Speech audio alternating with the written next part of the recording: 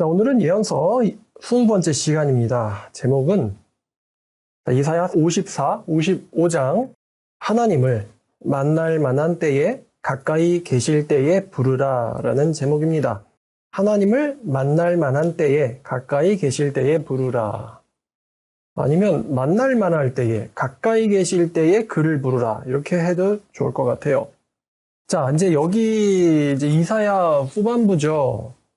사실 이 부분 더 자세히 알고 싶어서 이사야 강의를 시작한 거나 다름없는데, 자, 52장에서 하나님께서 이스라엘에게 나타날 구원에 대해서 말씀을 하셨어요. 이스라엘에게 나타날 구원에 대해서. 그래서 이스라엘 52장에서 파수꾼들이 소리를 높여서 노래한다.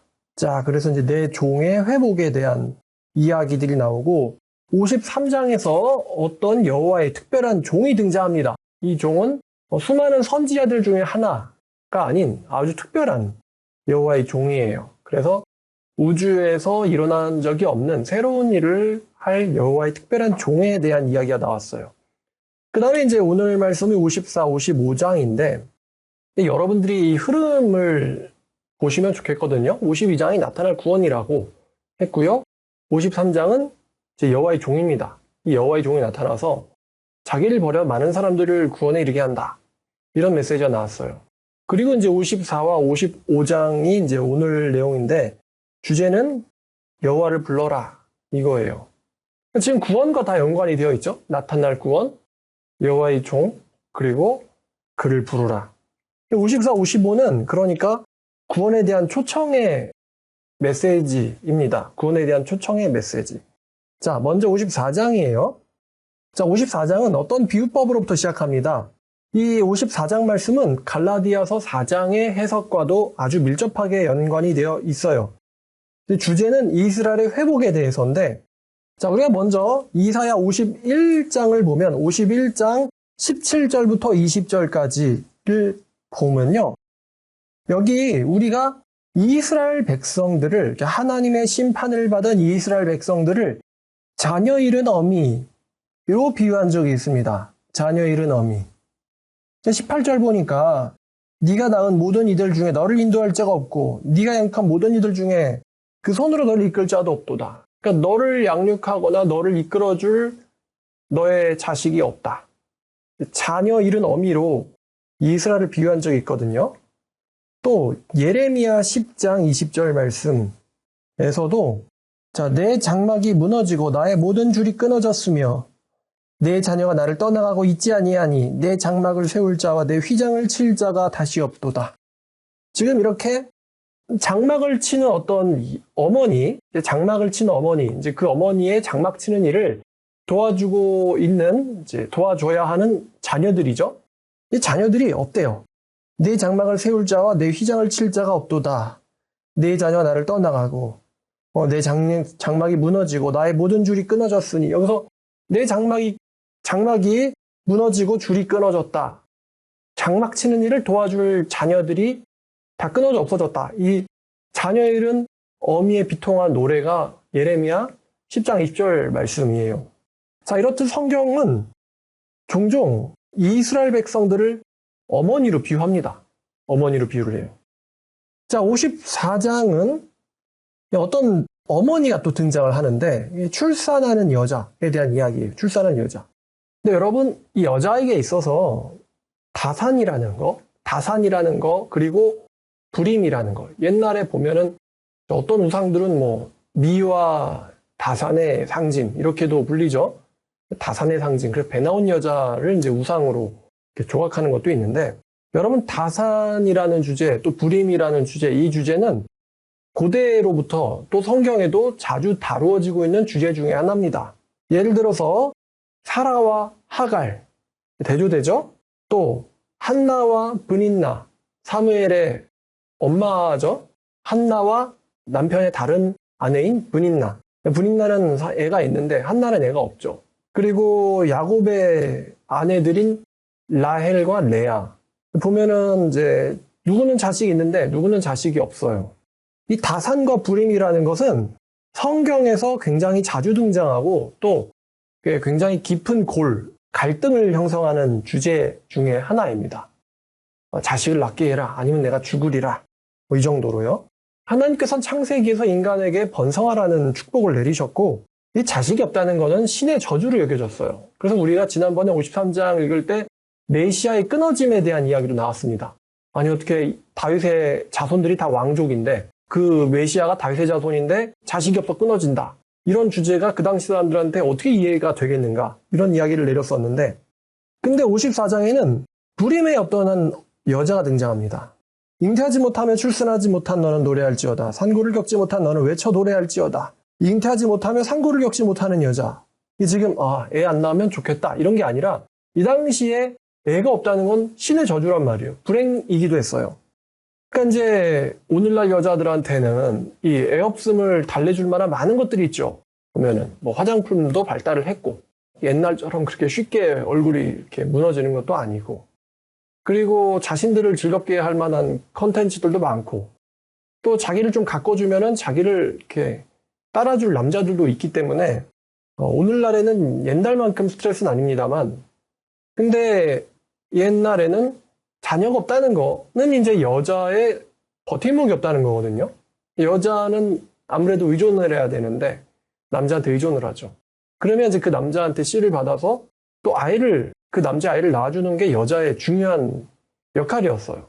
근데 여자한테 애가 없다는 거는 일단은 자기를 지지해주는 이 남편한테도 면목이 없는 일이지만 자기의 미래의 기반과도 연관이 되어 있습니다. 근데 자기를 지지해줄 남편에게도 애를 낳아주지 못하고 기반도 없다. 이거는 재산이 없는 것보다 훨씬 더 심각한 문제입니다. 고대에서 말이죠. 고대에서. 자, 근데 이 이제 불임의 여자가 얼마나 고대 시대에 스트레스를 받았겠습니까? 애를 못 낳는다는 거. 낳고 싶지만 못 낳는다. 얼마나 스트레스를 받았겠습니까? 그러니까 막 사무엘의 엄마인 한나도, 또 야곱과 이제 레아와 라헬, 거기서 라헬도, 또 사라도 애가 없으니까 얼마나 고통을 받는지. 왜 여러분들은 애를 낳게 해라, 안 그러면 내가 죽으리라, 이렇게 왜 이런 말까지 하는지 이해가 안 될지도 모르겠는데 고대에는 그랬어요. 자, 근데 이 불임의 어떤 여자에게 하나님은 노래하라 라고 명령을 하세요. 자, 뭐라고 말씀하시냐? 홀로 된 여인의 자식이, 홀로 된이라는 건 이제 불임을 말해요. 불임의 여자의 자녀가 남편 있는 자라는 건 이제 가임을 말합니다. 불임의 자식들이 가임녀의 자식들보다 많다. 뭔가 말이 안 되거든요. 말이 안 되는 이야기입니다. 많음이라. 그러니까 노래하래요. 자, 이 불임의 상태인 여자가 하나님의 능력으로 육신적으로 다산을 한 사람보다도 훨씬 더 복을 누리고 번성할 수 있음을 이야기하는 게 이 54장의 내용입니다. 자, 여기 보면은 너한테 자녀가 많아졌으니까 노래하라 라는 게 아니에요. 시간적인 우선순위를 보면은 노래를 먼저 하래요. 왜냐? 자녀가 많아질 것이기 때문에. 2절 보니까 네 장막터를 넓히며, 여러분 장막터, 오늘날 사람들한테는 여러분 텐트 칠 때요. 텐트 칠 때 먼저 터를 정하죠. 터를 정한 다음에 이 텐트를 놓을 만한 곳에다가 먼저 삽으로 도랑을 팝니다. 배수를 위해서예요. 그러니까 텐트를 칠 때 터를 먼저 잘 잡아야 되는데, 당연하겠지만 많은 가족들이 있는 사람은 당연히 더 넓은 터가 필요하겠죠. 사람이 적으면 터를 넓힐 필요가 없는 거예요. 근데 명령을 하세요. 장막 터를 넓혀라. 그리고 휘장을 아끼지 말고 펴라. 여러분, 지금 장막 이야기가 나오는 이유가 있는데, 고대에서 전쟁과 농사가 남자에게 주어진 일이라면은 장막을 치는 일은 여자에게 주어진 일이었습니다. 이거 생각해보면, 텐트를 치다니. 그럼 텐트도 무겁고, 기둥도 무겁고, 말뚝 박는 일도 보통 일이 아닐 텐데, 땅에다가. 근데 그게 고대의 여자들의 일이었어요. 남자들은 전쟁을 해야 되니까. 그러니까 이 전쟁이 남자에게 주어진 일이라면 장막 치는 일은 여자에게 주어진 일이었습니다.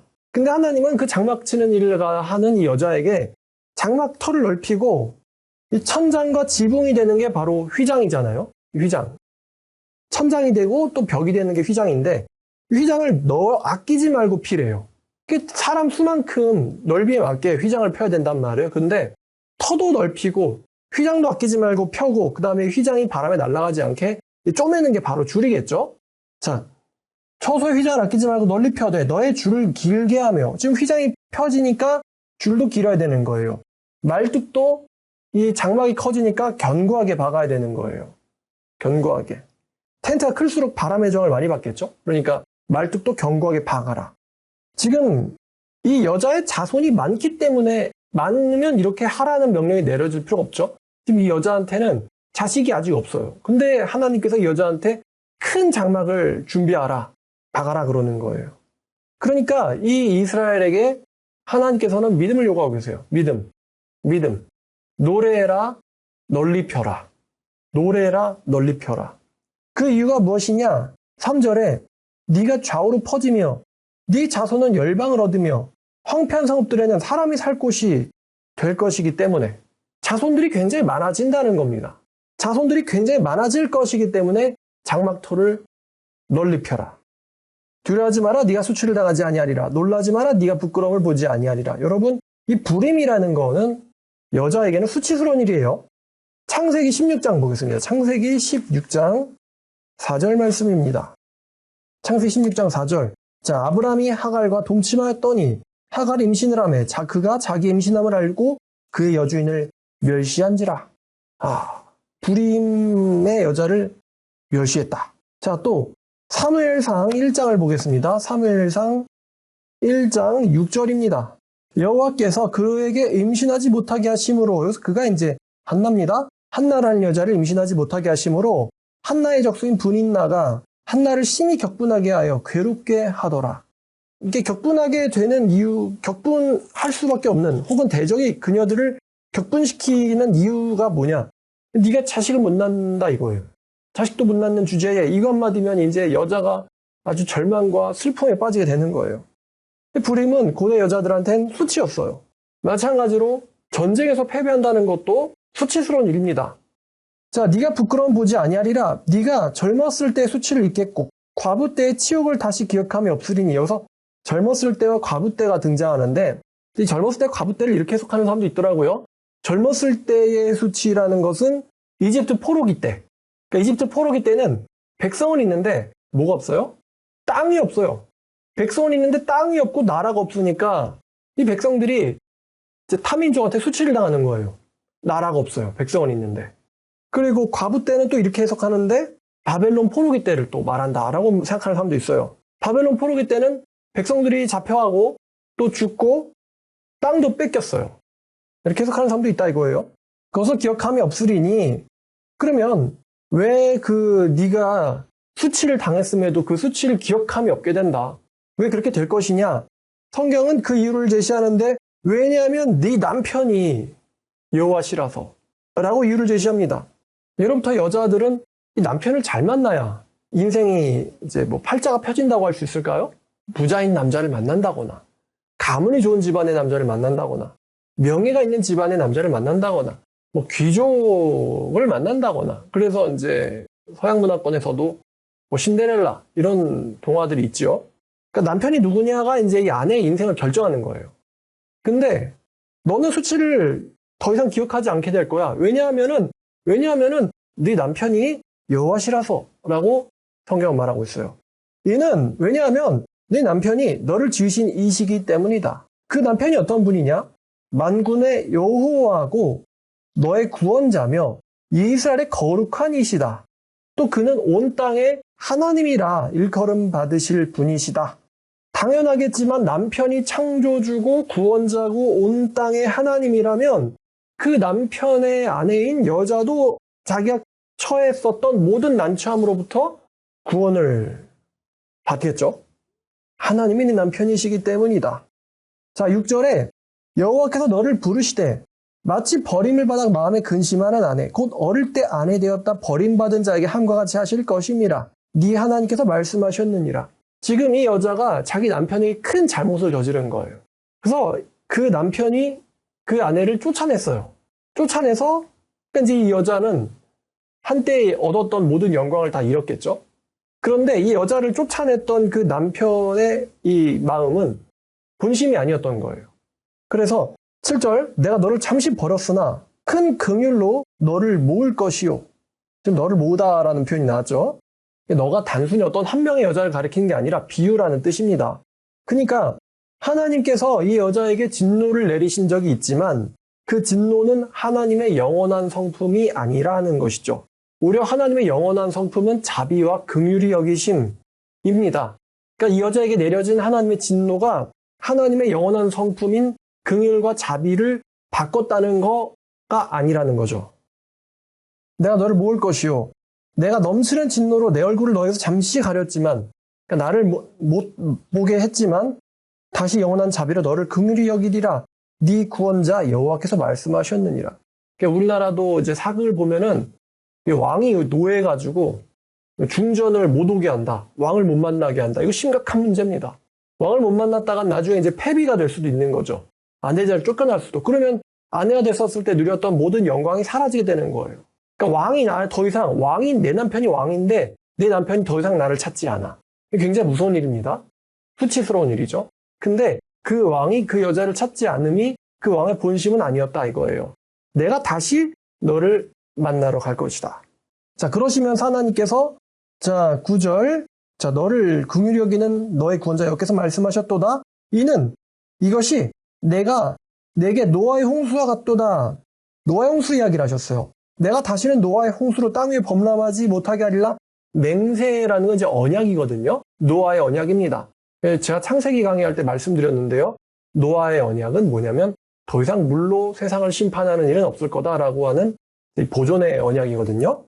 내가 노아에게 그렇게 보존을 맹세한 것처럼 내가 너에게 노하지 아니하며 너를 책망하지 아니하기로 언약하였다. 맹세하였다라고 말씀하세요. 자, 이 말이 심판이 전혀 없다는 이야기냐 했을 때 그러니까 이 말만 보면은 심판이 전혀 없다는 것처럼 보이거든요. 근데 여러분 우리가 자녀들을 기른다거나 아니면 교인들을 양육한다거나 뭐 누구를 제자를 기른다거나 할 때 그 제자가 결과적으로 잘 되게 하려면 그 제자를 혼내고 책망하는 일은 분명 필요합니다. 그 제자를 위해서. 자, 그래서 아마 이 말이 심판이 전혀 없다는 말은 아닐 거죠. 왜냐하면 우둔한 자, 게으른 자, 죄인에게는 징계가 필요한 일이기 때문이죠. 근데 그럼 여기서 노아의 맹세를 언급하신 이유는 하나님께서 내가 자기 자녀를, 내 백성을 버리는 일은 없을 거다라는 말로 이해하면 좋겠습니다. 하나님께서 자기 자녀를 버리는 일은 없을 거다. 마치 노아에게 주신 맹세처럼 이런 의미예요. 자, 내가 너를 책망하지 아니하기로 맹세하였나니 산들이 떠나며 언덕들은 옮겨질지라도 이렇게 산이 떠나며 언덕들은 옮겨진다라는 게 여러분 산과 언덕이 없어지는 게 쉬운 일이에요, 어려운 일이에요? 요즘에야 뭐 터널도 뚫고 산도 깎고 하는데 옛날에는 산과 언덕이 없어지는 건 거의 불가능한 일이죠. 거의 불가능한 일이 일어날지라도 라는 건 이제 이거는 그만큼 확실하다는 거죠. 산이 없어질지라도 내가 너에게 내리는 이 자비의 언약은 너에게서 떠나지 아니할 것이며 나의 화평의 언약은 흔들리지 아니할 것이다. 산이 없어지는 일이 있더라도 그런 일이 일어날지언정 내가 너에게 주기로 한 이 화평과 자비는 떠나는 일이 없을 것이다. 너를 긍휼히 여기시는 여호와 하나님의 말씀이다. 이렇게 하나님께서 어떤 여자를 비유해가지고 이제 이스라엘 백성을 가리킵니다만 하나님께서 선택된 이스라엘 백성들한테 이렇게 이제 말씀을 하고 계세요. 자, 11절부터 또 쭉 보겠습니다. 자, 이제 그 텐트를 넓게 쳐라 라는 명령을 받은 어떤 자식을 잃은 불임의 여자, 어머니의 비유가 나왔다면 이제는 건축의 비유가 나와요. 건축의 비유. 너 공고하며 강풍에 요동하며 안위를 받지 못한 자였보라. 이제 이 11절에 안위 받지 못한 자도 분명 이 1절에 이제 같은 말 반복입니다만 자녀를 갖지 못하고 산고를 겪은 적 없는 이 자식이라는 축복을 받지 못한 곤고한 수치를 당한 자를 계속해서 얘기하는 거예요. 너 안위를 받지 못한 자는 봐라. 내가 화려한 채색으로 네 돌사에 더하며 청옥으로 네 기초를 쌓으며 굉장히 화려하고 귀중한 재료들이 등장하고 있습니다. 홍보석으로 성벽을 지으며 석류석으로 성문을 만들고 네 지경을 다 보석으로 꾸밀 것이며 지금 하나님께서 어떤 성을 건축하신대요. 굉장히 귀한 재료들로 굉장히 귀한 성을 만드실 거다라고 약속하고 계세요. 것이며 또 13절에 보니까 너의 모든 자녀들은 지금 이제 너의 정체가 풀어지고 있죠. 네가 엄마니까 네 자녀가 이렇게 나오는 거예요. 너의 자녀들은 여호와께 교훈을 받는다. 이제 교훈이라는 건 다시 말하면 가르침이죠. 네 자녀들은 가르침을 받을 것이다. 하나님께로부터 가르침 받을 것이다. 자, 그리하면 하나님께로부터 가르침을 받는다. 이거는 이제 지식적인 확장만 포함되는 게 아니라 지식으로 올바른 지식으로 살 수 있는 실천까지 이제 징계하고 이끄시고 이게 포함된 이야기죠. 네 자녀들이 여호와께로부터 가르침을 받으니까, 다시 말하면 네 자녀들의 스승은 바로 여호와이기 때문에 당연히 그 자녀들은 여호와의 계명을 지키겠죠. 그러면 여호와의 계명을 지키는 자들에게 당연하게도 이어지는 보상들이 있습니다. 큰 평안이 있을 것이니, 하나님의 말씀을 지키는 자들에게 항상 가치 있는 것이 바로 평안입니다. 죄를 저지른 자들에게 항상 가치 있는 것이 불안이거든요. 불안과 공포. 근데 하나님의 말씀을 지키는 자들에게 항상 가치 있는 것이 바로 평안이에요. 이거는 돈으로 주고 살 수 있는 게 아닙니다.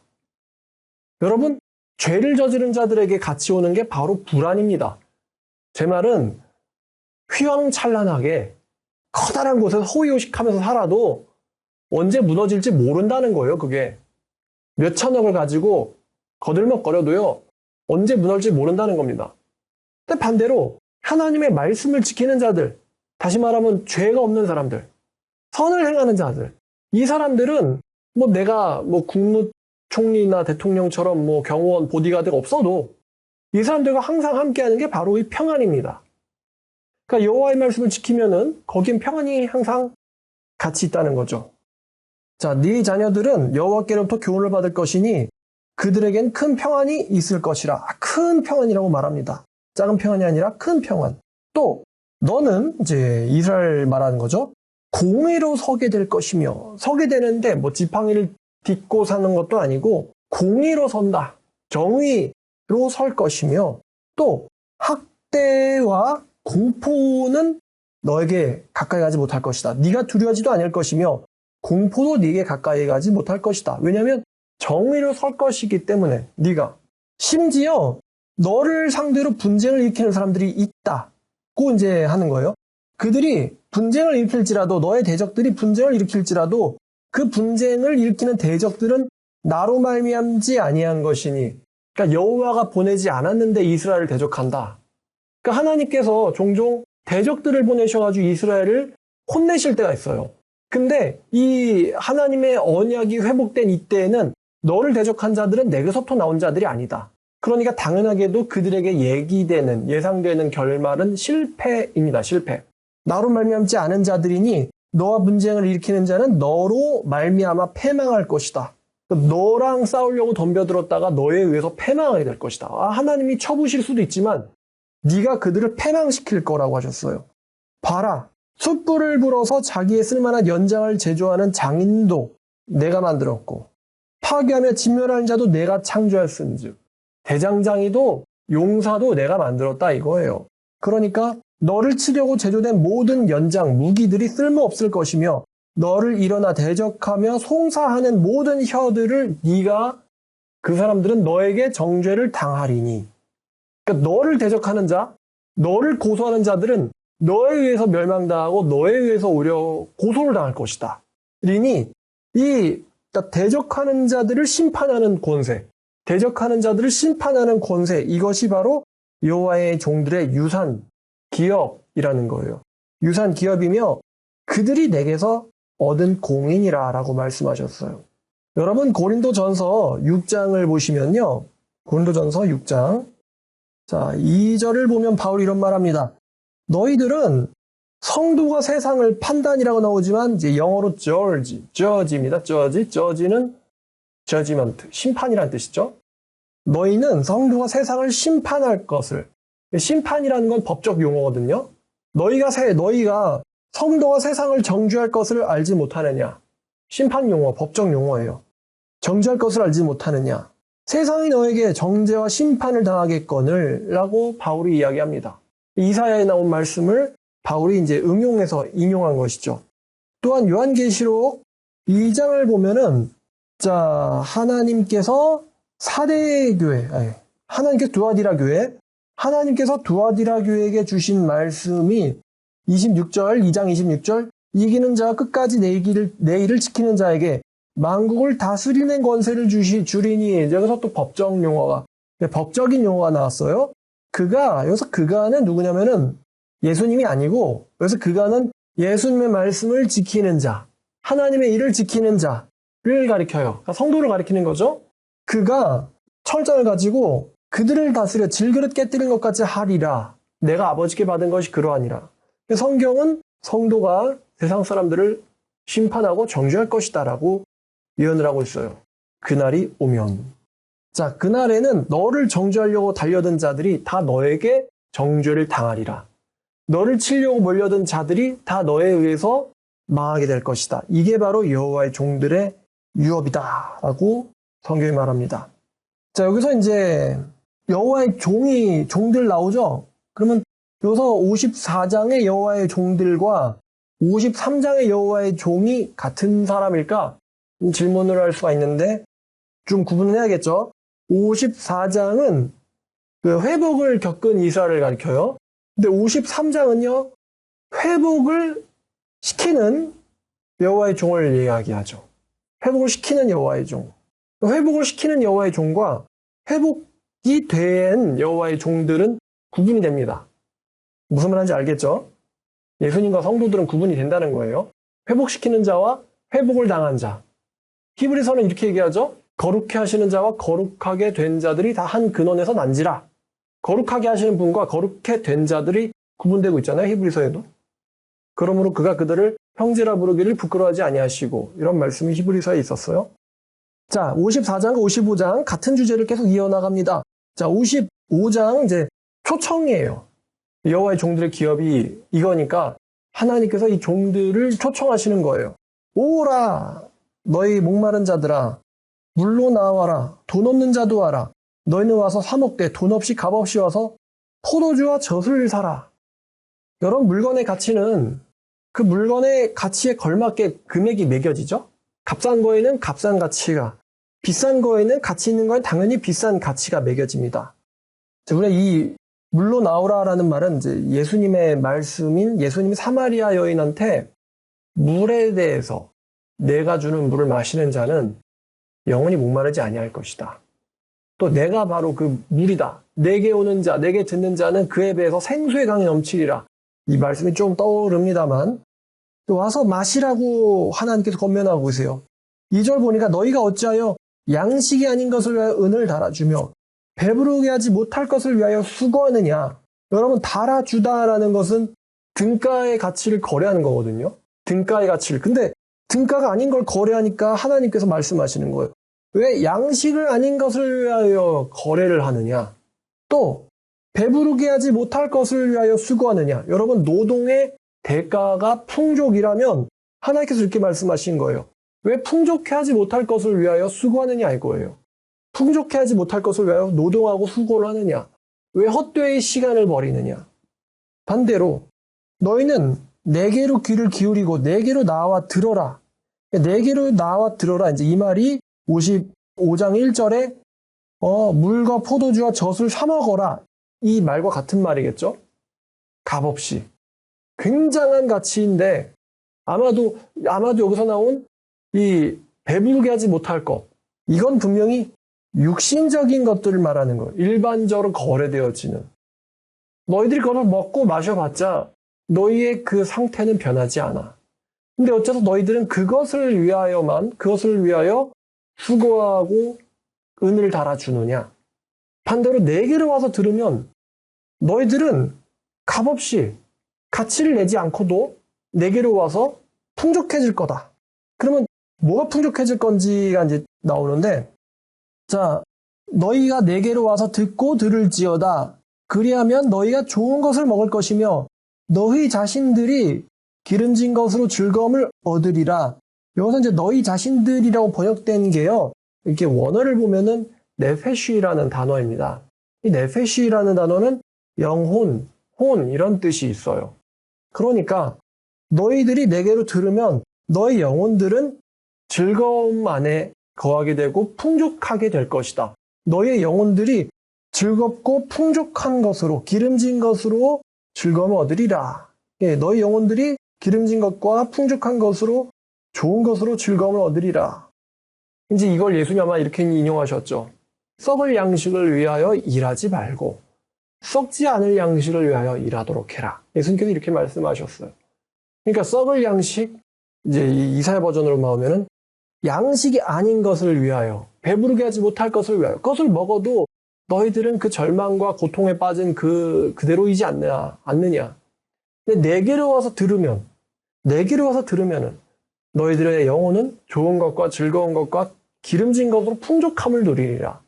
이게 하나님의 말씀을 가리키는 거죠. 하나님의 말씀을 들으면. 자, 너희는 귀를 기울이고 내게 나와 들으라. 그리하면 너희 영혼이 살리라. 이제 영혼이라고 이제 이야기하시고 계시죠. 내가 너희를 위하여 영원한 언약을 맺을 것인데 곧 다윗에게 허락한 확실한 은혜니라. 여기서 이제 다윗이라는 이름이 등장을 했습니다. 우리가 이사야 보면서 뭔가 모순적으로 보이는 것들이 있다는 걸 알 수 있어요. 이게 뭐냐면, 자, 일단은 다윗의 언약이 어디 등장하냐? 사무엘하 7장이에요. 사무엘하. 자, 사무엘하 7장 12절. 자, 하나님께서 다윗에게 말씀하셨어요. 자, 네 수완이 차서 네 조상들과 함께 누울 때에 내가 네 몸에서 날 씨를 네 뒤에 세워 그의 나라를 견고하게 하리라. 이게 이제 16절에도 나왔지만 내가 네 나라와 네 집을 내 앞에서 영원히 보존되고 왕위를 영원히 견고하게 하겠다 라고 하셨거든요. 영원한 왕위에 대한 약속, 뭐 대가 끊어지지 않는다는 건 당연히 포함되고요. 영원한 왕위의 약속. 근데 이사야 39장을 가면 39장이니까 이제 바벨론에 대한 이야기죠. 바벨론 사자들에 대한 이야기인데 39장 7절을 보면 네게서 태어날 자손 중 몇이 사로잡혀 바벨론 왕궁의 환관이 되리라 하셨나이다. 이게 지금 바벨론의 왕궁의 왕족이 남의 나라의 환관이 된다. 내시가 된다. 한마디로 네 왕위가 끊어질 거야 라는 말씀이죠. 왕이 끊어질 거야. 그래가지고 이제 여기서 제가 그 설교했잖아요. 나만 아니면 된다. 히스기야가 되게 무책임한 말을 뱉어버렸다고. 그렇게 설교했었는데 이사야에서 다윗의 자손이 끊어질 것처럼 묘사되거든요. 근데 또 9장에서 11장에서 32장 등에서 다윗의 집안에 하나님의 나라를 짊어질 어떤 2세의 싹이 등장해요. 또 그러니까 하나님의 나라를 짊어질 2세의 싹이 등장하고 또 어떤 부분에서는 다윗의 자손이 끊어질 것처럼 묘사가 됩니다. 또 39장 이후 제 40장부터는 여호와의 종이 등장을 해요. 근데 여호와의 종은 정의를 이루기 위해서 어떤 일들을 해야 돼요. 근데 40장 이후부터 등장하는 여호와의 종, 정의를 이루기 위한 여호와의 종이 해야 하는 일들과 앞서 이야기한 이 다윗의 가문에서 나올 이 어떤 다윗의 후손이 해야 할 일들이 사실은 되게 비슷한 점이 있었어요. 비슷한 점, 유사성이 있었습니다.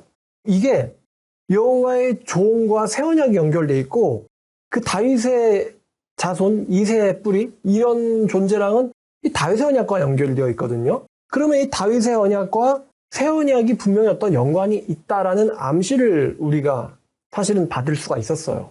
근데 다윗의 언약과 새 언약 사이에 어떤 연관성에 대해서 55장에서 확실하게 말씀하시는 거예요. 내가 너에게 영원한 언약을 맺을 것인데 그것이 55장 지금 3절이에요. 다윗에게 허락한 확실한 은혜니라. 자, 하나님께서 이 새 언약과 다윗의 언약 사이에 굉장히 어떤 연결점이 있다는 것을 말씀해 주셨습니다. 아마도 이 다윗 언약의 갱신을 말하시는 거예요. 다윗 언약의 갱신. 새 언약이 다윗 언약의 갱신과 연결되어 있다. 자, 4절과 5절에 어떤 그가 등장하는데 내가 그를 만민의 증인으로 세웠고 만민의 인도자와 명령자로 삼았으니 네가 알지 못하는 나라를 네가 부를 것이며 너를 알지 못하는 나라가 네게로 달려올 것은 네 하나님 곧 이스라엘의 거룩하신 이로 말미암음이니라. 이 여기서 그가 이스라엘을 가리킬 수도 있어요. 이스라엘, 의인화된 이스라엘을 가리킬 수도 있는데 메시아를 가리킬 수도, 이제 우리가 이사에서 읽은 여호와의 종을 가리킬 수도 있습니다. 여호와의 종을 해석해도 잘 맞아요. 자, 그다음에 이제 6절. 사실 오늘 말씀의 제일 중요한 부분이 여기 아닐까 싶은데요. 너희들은 이제 비유법 다 뺐죠, 이제. 너희라고 그냥 대놓고 말씀하고 계세요. 너희들은 여호와를 만날 만한 때에 찾으라. 가까이 계실 때에 그를 부르라. 여러분, 가까이 계실 때라고 말이 나와서 말인데, 어떤 비유가 좋을까요? 밤에 이제 고요한 주택가에 있다 보면은, 잡쌀떡, 메밀묵, 이렇게 지나가죠? 요즘은 없는데, 또 집에 있다 보면 이제 갑자기 딸랑, 딸랑, 딸랑, 딸랑, 이렇게 트럭이 오죠? 그럼 이제 엄마가, 얘야, 빨리 나가서 두부 한 모 사와라. 이러면 이제 애기들이 놀다 말고, 만화 보다 말고, TV 보다 말고, 후다닥 뛰어 나가야 돼요. 엄마한테 500원 받아가지고. 빨리 그 딸랑, 딸랑. 이제 소리를 들어보면 이 트럭이 집 바로 앞에 있는지, 아니면 다른 동으로 내려갔는지, 여러분, 그러면은, 딸랑딸랑 소리 났을 때 가서, 잠깐만요 하고 크게 소리를 쳐야 되거든요? 잡쌀떡, 이것도 가까이 왔을 때 소리를 쳐야 된단 말이에요. 잠깐만요 하면서 멀리 가버리면은 두부 못 사는 거죠? 근데 멀리 갈 것 같으면 엄마가 빨리 나가서 두부 한번 사오라고 시키지도 않아요. 타이밍이 있다는 거, 그러니까 제 말은 부를 타이밍이 있다는 거예요. 부를 타이밍. 가까이 올 때 불러야지 멀리 갔는데 부르면은 이미 늦은 거죠. 그날은 이제 두부찌개를 못 먹는 겁니다. 자, 지금 하나님께서 찾으라 부르라라고 명령하고 계세요. 너희는 여호와를 만날 만한 때에 찾고 가까이 계실 때에 그를 부르라. 원래대로면 이제 우리는 여호와를 찾을 수가 없죠. 근데 오늘 본문 속에서는 이 여호와는 불려지고 발견되기를 원하세요. 불려지고 발견되기를 원하신다. 그분이 가까이 오셨어요. 우리가 그에게로 가까이 간 게 아니고 그분이 우리에게로 가까이 오셨어요. 가까이 오셨어요. 근데 성경은 우리에게 그가 가까이 오셨을 때 너희가 그를 불러야 된다. 너희가 그를 찾아야 된다. 라고 명령하고 있습니다. 여러분들이 하나님을 만나려면 그분을 불러야 돼요. 그분을 찾아야 됩니다. 그래서 찾다, 부르다라는 이 동사들은요. 이 찾다, 부르다 이 두 가지 전부 다가 그 만나야 하는 사람의 적극적인 의지를 표출하는 것을 나타냅니다. 여러분 찾는다. 집에 있으면 이렇게 내보는 게 아니죠. 내다보는 게 아니라 찾는다는 건 집 바깥으로 나가서 예를 들어서 트럭이 딴 동으로 갔어요. 그럼에도 불구하고 이 딸랑딸랑 소리가 들립니다. 그러면 그 소리를 따라서 이제 뛰어가야겠죠. 그러면 딴 동에 갔더라도 그 트럭에서 두부를 살 수가 있어요. 찾다라는 것은 굉장히 적극적인 어떤 움직임을 요구하고 있다는 거예요. 부른다는 것도 마찬가지입니다. 여러분 트럭이 갈 때 우리가 큰 소리로 외치지 않으면은 아마 그 종소리에 묻혀가지고 우리의 외침은 그 트럭 운전자, 두부 파는 사람에게 전달되지 않을 겁니다. 그 소리를 뚫고 우리의 외침이 그 운전자에게 전달돼야지 가다 멈추고는 몇 모를 드릴까요? 이렇게 이제 물어보겠죠, 우리에게.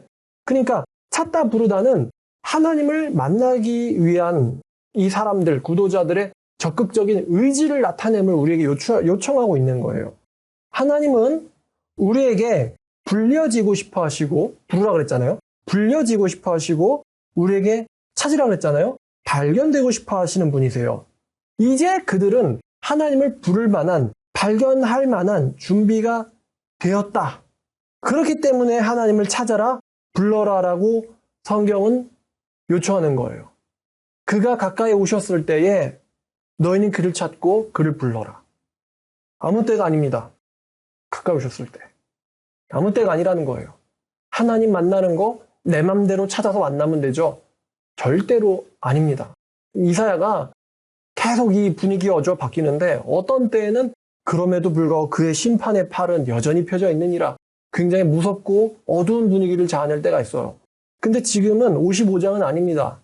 지금 55장은 하나님께서 내가 너로부터 진노를 거두고 이제 다시 너와 영원한 화평과 자비의 언약을 맺으려고 한다.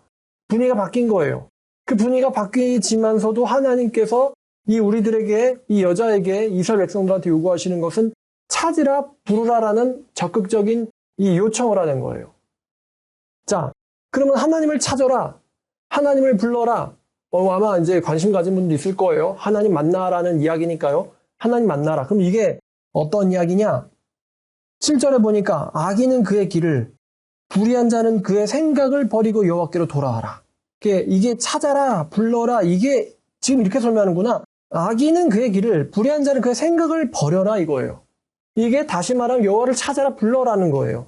악인과 불의한 자는 그의 길과 악한 길과 생각을 버리고 여호와께로 돌아와라. 회개의 이미지가 있죠. 그러니까 하나님께서 너희를 용서하시겠지만 용서받을 만한 때에 악인과 불의한 자는 그의 악한 길과 불의한 일들을, 생각들을 버려라. 역시 버려라. 이것도 적극적인 어떤 요청을 하고 있는 겁니다. 버려라. 싸워라. 버려라. 버려라. 여러분 버리라는 거 알죠? 다시는 안 볼 생각하고는 자기에게서 끊어내는 걸 말하는 거죠. 버리라는 거는. 내려놓으라는 말보다 더 센 말이죠. 버리라는 것은. 그러니까 이 지금 목마른 자들은 와라. 찾아라. 불러라. 악을 버려라. 같은 이야기 아니겠습니까? 그러니까 하나님을 찾아라. 하나님을 불러라. 이런 것은 악과 불의한 생각들을 버리는 것과 더불어서 같이 일어나야 하는 일들이에요. 그러니까 내가 내 악과 생각을, 악한 길을, 불의를 버리지 않으면서 왜 여호와는 날 안 만나주시죠? 안 만나주시죠, 당연히. 그런 마음가짐으로는 그분을 볼 수 없어요. 악과 불의한 길을 적극적으로 버리면서 이제 그 여호와께로 돌아가겠다는 거거든요. 그러면서 동시에 그분을 찾고 불러야 되는 것이지 악과 불의한 생각들을 머릿속에 갖고 있으면서 왜 하나님 나를 안 만나주시는 거예요? 라고 원망하는 사람들이 있어요. 솔직히 답이 나에게 나왔네. 하나님이 안 만나준다? 이 답이 있잖아요. 악한 길과 불의한 생각을 버리지 않기 때문에 그 사람의 목소리가 하나님께 안 들리는 거예요. 그 사람의 목소리에 하나님 반응하지 않는 거예요. 반응하지 않으시는 거예요. 그 사람의 눈에 하나님이 발견되지 않는 겁니다. 아무리 찾아봐도 하나님 발견되지 않는 거예요. 왜? 악과 불의한 길이 있기 때문에 그 사람에게. 그걸 갖고 있으면서 하나님을 찾아봤자 안 만나신다는 거예요. 하나님께서는. 제가 이제 그런 류의 사람들한테 이런 말 하거든요. 야, 내가 봐도 네 마음이 이중적인 게 보이는데 하나님이 바보냐? 호구냐? 왕한테 이 세상에서 제일 현명한 왕한테 나가는데 제일 좋은 것은 따로 빼두고 좀 질 떨어지는 거 이런 걸 현상한다고 제일 현명한 왕한테, 너보다 훨씬 똑똑한 왕한테 나가면은 그 왕이 너에게 기쁨으로 응답하겠냐? 그러니까 마음속에 두 가지 마음이 있거든요. 두 가지 마음. 이 두 가지 마음 중에 마음 하나를 숨겨놓고는 하나님께로 순수하다라고 나가면 하나님 응답하겠어요? 인간인 내가 보기에도 네가 읽히는데 신이 보기엔 어떨까? 그래 놓고는 저한테 와서 불평해요. 하나님을 못 만나고 있다고. 만나게 해주겠다고 약속했잖아요. 왜 안 만나주시는 거예요? 왜 하나님 나한테 이러는 거예요? 하면서 하나님께 원망과 불평을 하는 인간들을 좀 봤죠, 제가. 근데 잘 보면 그 사람들 마음속에 이 불의한 길과 악한 생각은 못 버렸다 이거예요. 못 버렸다. 하나님에게 드리고 싶지 않은 거, 버리고 싶지 않은 게 있다 이거예요. 자, 그래서 악한 생각을 버리고 불의한 길을 버리지 않으면서 여호와를 발견하고 여호와를 부르겠다는 것은 불가능하다는 것입니다. 하나님은 발견되기를 원하시지만 동시에 우리의 악한 생각과 불의한 생각을 버리겠다라는 이 결단과 의지가 먼저 있어야 돼요, 우리에게. 그래야 발견하죠. 그 다음 절. 우리 여호와께로 돌아와라. 그리하면 그가 긍휼히 여기시리라. 우리 하나님께로 돌아와라. 그가 너그럽게 용서하시리라. 내가 이런 문제점이 있는데 이런 문제점이 있는 사람도 여호와께 용서받을 수 있나요? 근데 성경은 불의한 길을 가진 자, 악한 생각을 가진 자 돌아와라.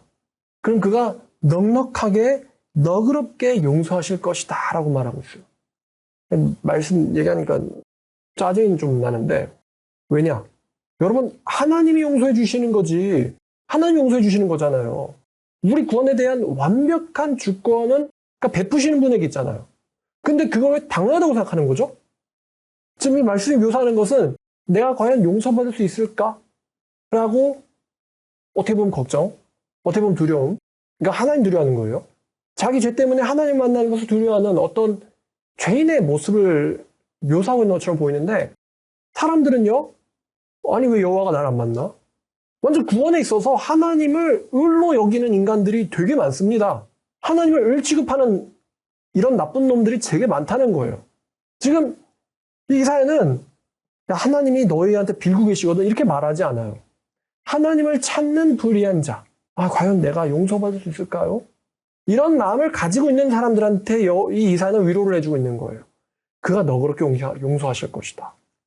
근데 요즘에 하나님 찾는다는 사람들은 하나님이 저를 용서하실까? 이게 없어요. 아니, 용서한다며. 왜 안 만나주는데? 이거예요. 이런 태도를 가지고 있으면서 자기 인생이 안 바뀐 게 신 탓인 것처럼 생각한다니까요. 아, 용서했댔잖아. 용서해줘야 될 거 아니야. 또 용서 안 해주라리야. 그러니까 이런 느낌이에요. 이게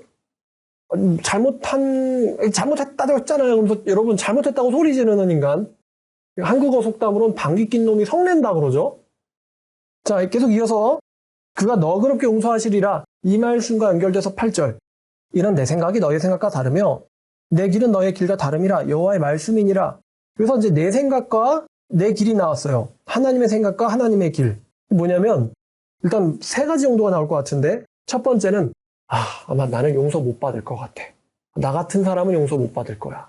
이게 인간의 내 생각이죠. 근데 하나님은 너그럽게 용서하실 것이다. 또 나는 언약을 깨먹은 사람이야. 하나님과 언약을 깨버린 사람이야. 나 같은 사람은 나갈 자격이 없을 거야. 언약이 이미 파기되었기 때문에 소용이 없을 거라고 하는 게 우리의 생각. 그러나 하나님은 영원한 언약을 맺을 거다.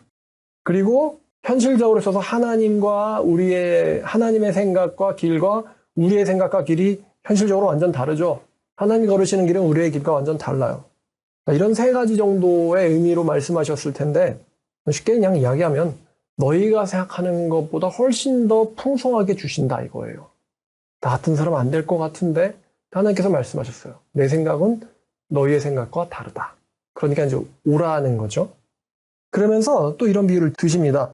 이는 비와 눈이 하늘로부터 내려서 그리도 되돌아가지 않고 땅을 적셔서 소출이 나게 하며 싹이 나게 하며 파종할 자에게 종자를 주며 먹는 자에게 양식을 준 것 같이 내 입에서 나가는 말도 이와 같이 헛되이 내게로 돌아오지 아니하고 나의 기뻐하는 뜻을 이루며 내가 보낸 일의 형통함이니라. 우리가 이 말씀에 대해서 좀 은혜를 받아야 될 것 같은데요. 여러분 비가 내릴 때 우리는 비가 어디로 가는지 전부 다 알지 못합니다. 비가 오면 왠지 냇물이 좀 탄천이 좀 뭔가 이렇게 늘은 것 같고 물의 양이 또 초목이 좀 더 촉촉해진 것 같아 보이는데 우리는 비가 어디로 갔는지 다 알지 못합니다. 어디로 갔는지.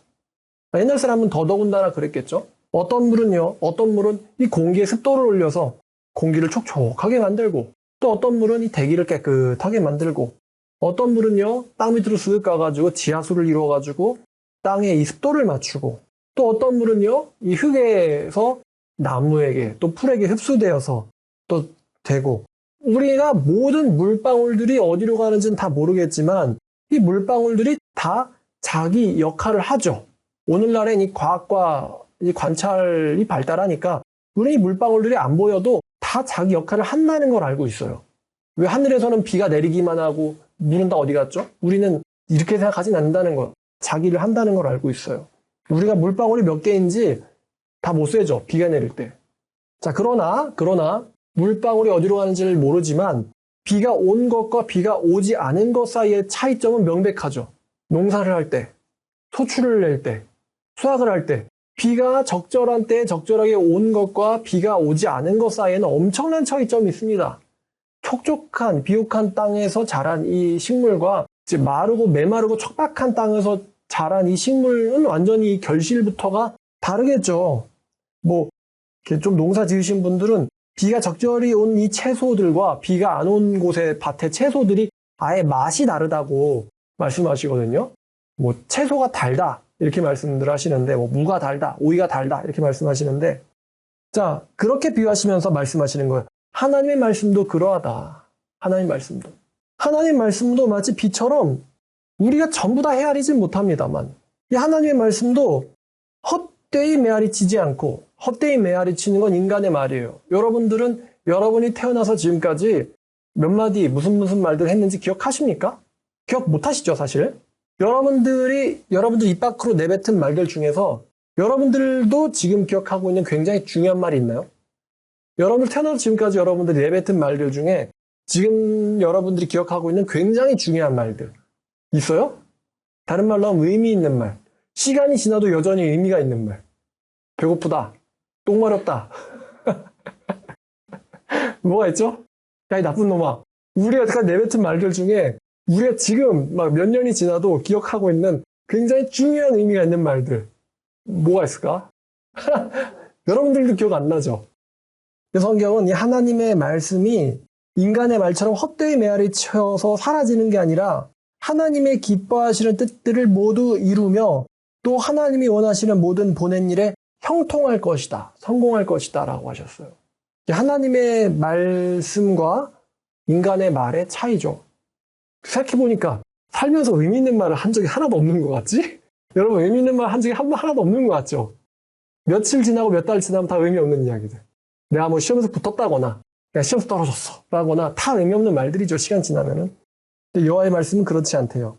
내 기뻐하는 뜻을 이룬다. 자, 12절. 즉 그 결과 너희들은 기쁨으로 나아가며 평안히 인도함을 받을 것이요. 이게 하나님 원하시는 일이에요. 너희가 기쁨으로 나가며 평안히 인도함을 받을 것이요. 또 이제 다시 말하면 너희가 구원으로 인도될 때에 산들과 언덕들이 너희 앞에서 노래를 할 것이고 들의 모든 나무들은 손뼉을 칠 것이다. 야, 산들과 언덕들이 노래하며 들에 있는 나무들은 손뼉을 친다. 굉장한 이미지 아닙니까? 자연계가 노래하고 손뼉을 친대요. 너희들이 기쁨으로 나아갈 때. 와.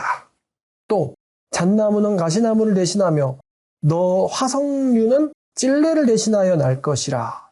가시나무를 대신해서 잣나무가 나오고 찔레를 대신해서 화석류가 나온대요. 이것이 여호와의 기념이 되고 또 영원한 표징이 되며 끊어지지 아니할 것이다. 야, 이렇게 말씀하셨어요. 그러니까 54장과 이 55장, 54장 기억납니까? 좀 전에 했던 이야기지만요. 애를 갖지 못한 불임의 수치의 무시 속에 갇혀있는 절망 속에 있는 어떤 여자, 엄마의 이미지부터 시작해서 야, 장막터를 널리 펴라.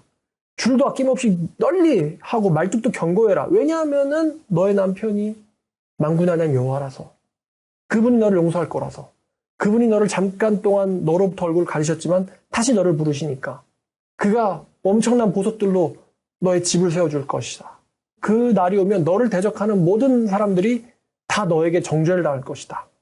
지금 이런 스토리로 쭉 어떤 불임의 여자로부터 시작해서 자연계마저도 손뼉치고 노래하는 이게 바로 주의 종들의 겪을 일들이다. 이렇게 이야기하고 있습니다. 54장과 55장은 굉장히 풍성한 장이에요. 이사야 여태까지 공부하면서 되게 무섭고 살벌하고 척박한 내용들이 있었어요. 멸망할 것이다. 자폐할 것이다. 끊어질 것이다. 근데 이사야 후반부로 와서는 분위기가 확 바뀝니다. 분명 1장에서 신실하던 성읍이 어쩌다 창녀가 됐느냐. 되게 좀 살벌하고 무서운 이야기를 시작했거든요, 이사야가. 근데 55장까지 오니까 너무나도 풍성한 이야기. 여호와의 구원으로의 초청. 구원으로의 초청. 목마른 자들아, 와서 값없이 살아. 그가 계실 만한 때 그를 찾으라. 가까이 계실 때 그를 부르라. 엄청난 초청의 이야기로 지금 연결되어 왔어요. 자, 우리 한 가지 이제 질문해 볼 게 있는데, 지금 엄청나게 바뀐 분위기의 말씀들이 등장하고 있거든요. 등장하고 있는데, 구원의 초청이 이게 단지 로마 제국에 의해서 또다시 멸망될 이스라엘 백성들의 고레스 왕 시절의 일시적 귀환으로만 해석이 될까요? 지금 여러분이 느끼기에 이게 궁극적 구원을 얘기하시는 것 같아요? 아니면 또다시 멸망할 일시적인 어떤 회복을 이야기하시는 것 같아요? 양 궁극적인 구원을 이야기하시는 것 같죠? 왜냐하면 확실한 은혜니라, 영원한 언약이니라, 영원히 끊어지지 아니라, 영원히 표징이 되리라. 지금 영원이란 단어가 굉장히 많이 등장합니다. 영원한 자비, 헤세드 올람, 이런 단어 등장하는데, 이걸 믿지 않는 사람들은 이거를 히스기야 때로 국한시키고 싶어 해요. 이사야가 예언서임을 믿지 않으려는 인간들은 이거를 그 당시에 일어난 일로만 한정하고 싶어 합니다. 하지만 성경이 하나님의 말씀임을 믿고 싶어하는 사람들은 이것을 종말론적인 구원의 완성으로 보죠. 종말론적 구원의 완성. 물론 사도 요한이라든가 예수님도 이런 말씀들, 바울도 그렇지만 이런 말씀들을 종말론적인 구원의 완성으로 보았어요. 어찌됐든지 간에 선지자 이사야가 2700년 전에 지금 현실로 다시 이사야의 현실로 돌아가면은 오늘 제가 이제 설교 준비하면서 옆에서 박사모가 이렇게 설교 만드는 거를 보면서 되게 이제 정신이 없는 요담과 우시야와 요담과 아하스와 히스기야 시대에 이사야에게 아하스가 되게 정신 나간 사람이라고 남의 나라 망한 다메섹 가가지고 다메섹의 우상을 베껴가지고 이스라엘에다가 우상의 제단을 설치하고 이스라엘의 여호와의 제단은 막 저리로 구석으로 치우는 성전을 막 오염시키고 타락시키는 되게 진짜 욕이 안 나올 수 없는 정말 그런 인간들이 시대 속의 선지자가 바로 이사야거든요. 아직 이스라엘 멸망도 안 당했는데 이사야가 어떤 종말론적 구원에 대해서 보고 예언을 하고 있어요. 저번 시간에도 말씀드렸던 것처럼 이 고난당하는 여호와의 종을 어떻게 상사하겠는가? 그는 우리의 질고를 지었는데 우리 때문인데도 우리는 그를 귀히 여기지 아니해요. 어떻게 이거를 이사야가 어떻게 상상했겠어요? 베일 속에 가려진 여호와의 계획. 베일 속으로 살짝 이 그림자만 보고 있는 거예요, 이사야도. 시간이란 벽에 막혀 있거든요. 사람이니까. 이 종말론적 구원, 영원한 구원. 마찬가지입니다. 이사야가 어떤 베일 너머로 흐릿하게 최종적으로 완성될 여호와의 구원을 보고 있습니다.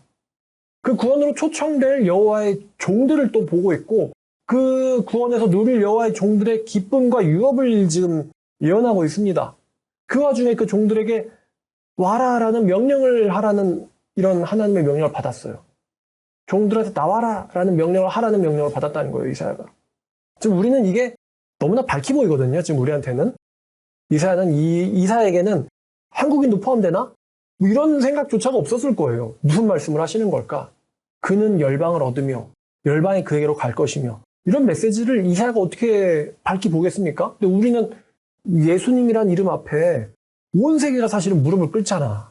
예수님이 그 밟으신 땅 한번 뒤져보려고 막 몇십 시간을 날아가지고 이스라엘 가가지고 막 그 땅에 엎드리기도 하고 예수님 태어나셨던 곳이나 예수님 걸으셨던 곳을 가가지고 막 사람들이 막 이렇게 관광을 하고 관찰을 하고 뭐 단지 관광이겠습니까? 그분의 삶을 어떻게든 본받고 싶고 그분이 느끼셨던 걸 가까이서 느끼고 싶어가지고 여리고 성 근처도 가보고 또 사해 바다도 가보고 막 그러는 거 아니겠어요? 갈릴리 바다도 가보고 저도 갈릴리 바다 가봤는데 그러잖아 막 사랑하는 시몬아 넌 날 사랑하느냐 이런 노래 가서 이스라엘 가서 부르거든요.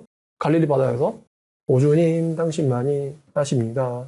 갈릴리 바닷가에서 이런 거 어쨌든 그러니까 우리한테는 이게 너무 밝은 이야기들인데 이렇게 놀라운 이야기들을 2700년 전에 2600년 전에 예언받았던 이사는 어떤 심정이었을까? 현실은 저 아하스, 히스기야 답답해. 근데 이사야의 이 어조는 굉장히 부정적으로 시작됐지만 굉장히 밝게 끝난단 말이에요.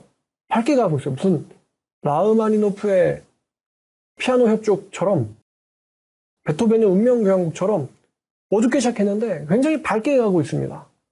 자, 52장에 이스라엘에게 베풀어질 여호와의 구원, 53장은 여호와의 그 종에 대해서, 54장은 기쁨이 회복된 한 엄마, 한 여인에 대해서, 그 다음에 55장은 구원으로서의 초청, 이런 주제, 굉장히 뭔가 밀접하죠?